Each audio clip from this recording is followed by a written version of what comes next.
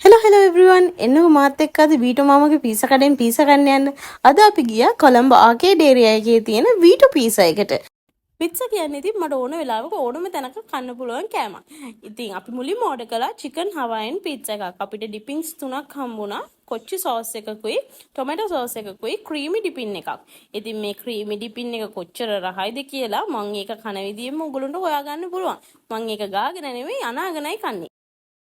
ඔයාලටත් තියෙනවද මට වගේ ඕනම වෙලාවක කන්න කැමති කෑම එකක්? අපිට සමහර කෑම තියෙනවනේ මූඩ් එකක් ආවොත් විතරක් කන්න හිතෙන.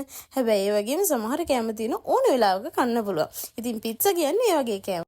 අපි ඊට පස්සේ ඕඩර් කළා all meat pizza එක. මේකට sausage, pepperoni, beef, chicken, pork, ham and bacon include වෙලා තිබ්බා.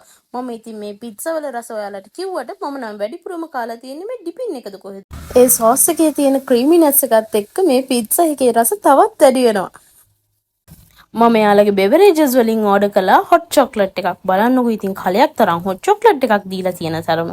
එදා ඒ තිබ්බ වෙදර් එකත් එක්ක මට නම් මේ හොට් චොක්ලට් එක ගෙනාවේ මාරම වයිබ් එකක්. මම පිට්සා කන්න හිතාගෙන ගියාට මොකද මං යාළගෙන් ඕඩර් කරපු දේවල් වලින් වැඩියෙන්ම කැමති උනේ මේ හොට් චොක්ලට් එකට. සමහර විට එදා ඒ තිබ්බ මූඩ් එකටයි වෙදර් එකටයි මං ඒක හොඳටම එන්ජොයි කරන්න ඇති.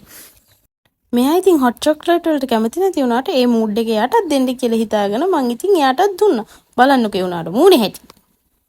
මේ ඉන්නේ ගාෆිල්ඩ් වීටෝ මාමයි. ඔයාලට එක දවසක් කාටුන් එකක ජීවත් වෙන්න හම්බුනොත් ඔයාලා ජීවත් වෙන්නේ මොන කාටුන් එකේද? මම නම් ජීවත් වෙන්නේ ගාෆිල්ඩ් එක්ක. එහෙනම් මම ගියා. බයි බයි.